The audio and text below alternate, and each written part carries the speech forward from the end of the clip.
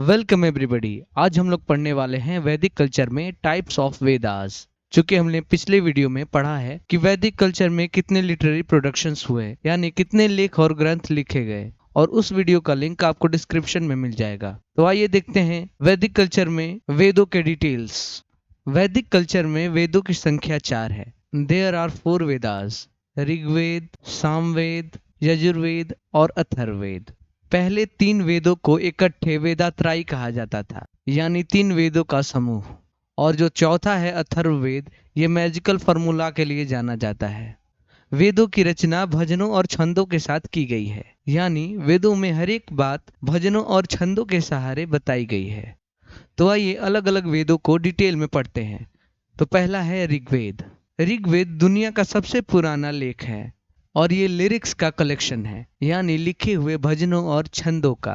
और ऋग्वेदा को the first testament of Mankind भी कहा जाता है, यानी मानवता का पहला वसीयतनामा अथवा मानवता का पहला आदेश। ऋग्वेद में 1028 भजन हैं और 10,580 मंत्र हैं, और इन सब को 10 मंडल में बांटा गया है, जिसकी लैंग्वेज संस्कृत है। दूसरे से लेकर 7वें मंडल तक गोत्र कहा जाता है अथवा वंश मंडल, यानी कुल ग्रंथ। और कहा जाता है कि पहला और 10वां मंडल बाद में जोड़ा गया। और 10वें मंडल में एक पुरुष सूक्ता आता है जो 4 वर्णों को एक्सप्लेन करता है: ब्राह्मण, क्षत्रिय, वैश्य और शूद्र। ऋग्वेद के भजनों को होत्री द्वारा रिसाइट किया जाता है। होत्री वो पंडित है जो ऋग्वेद के भजनों को सुनाता है और उसे एक्सप्लेन करता है। अब आइए दूसरे वेद सामवेद के बारे में कुछ डिटेल्स देखते हैं। सामवेद मंत्रों की किताब है, यानी बुक ऑफ चैंट्स, और इस वेद की भाषा वैदिक संस्कृत है और इसे इंडियन म्यूजिक के लिए इंपॉर्टेंट माना जाता है। सामवेद में 1875 मंत्र हैं और सिर्फ 75 मंत्रों को छोड़कर बाकी सारे मंत्र ऋग्वेद से लिए गए हैं। सामवेद में 6 अध्याय हैं, यानी 6 चैप्टर्स हैं। सामवेद के भजनों को अदगात्री द्वारा सुनाया और एक्सप्लेन किया जाता है। अदगात्री एक तरह का पंडित है जो सामवेद के भजनों को सुनाता है। सामवेद बहुत ही स्पेशल वेद है, क्योंकि भागवत गीता में भगवान कृष्ण ने कहा है कि मैं वेदों में सामवेद हूँ।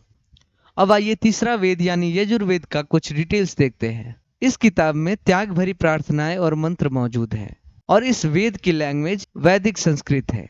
यजुर्वेद 2 भागों में बटा हुआ है: शुक्ल यजुर्वेद और कृष्ण यजुर्वेद। इस वेद में 1975 मंत्र हैं और 40 अध्याय है, यानी 40 चैप्टर्स है। इस वेद में भगवान द्वारा रस्मों रिवाज से जुड़े कर्मों के बारे में बताया गया है। यजुर्वेद के भजनों को अध्वर्युस द्वारा सुनाया जाता है। अध्वर्युस पंडित होता है जो यजुर्वेद के भजनों को सुनाता है और एक्सप्लेन करता है। अब देखते हैं चौथा और आखिरी वेद अथर्ववेद।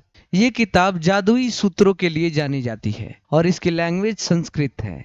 और बहुत समय के लिए अथर्ववेद को वेदों की कैटेगरी से बाहर ही रखा गया और इसे बाद में वेदों की कैटेगरी में लाया गया। चूंकि हमने पहले ही पढ़ा कि पहले 3 वेदों को वेदात्राई कहा जाता था। अथर्ववेद ब्रह्मवेद के नाम से भी जाना जाता है। अथर्ववेद के भजनों को ब्राह्मण द्वारा रिसाइट किया जाता है, यानी ब्राह्मण वो पंडित है जो अथर्ववेद के भजनों को सुनाता है और एक्सप्लेन करता है।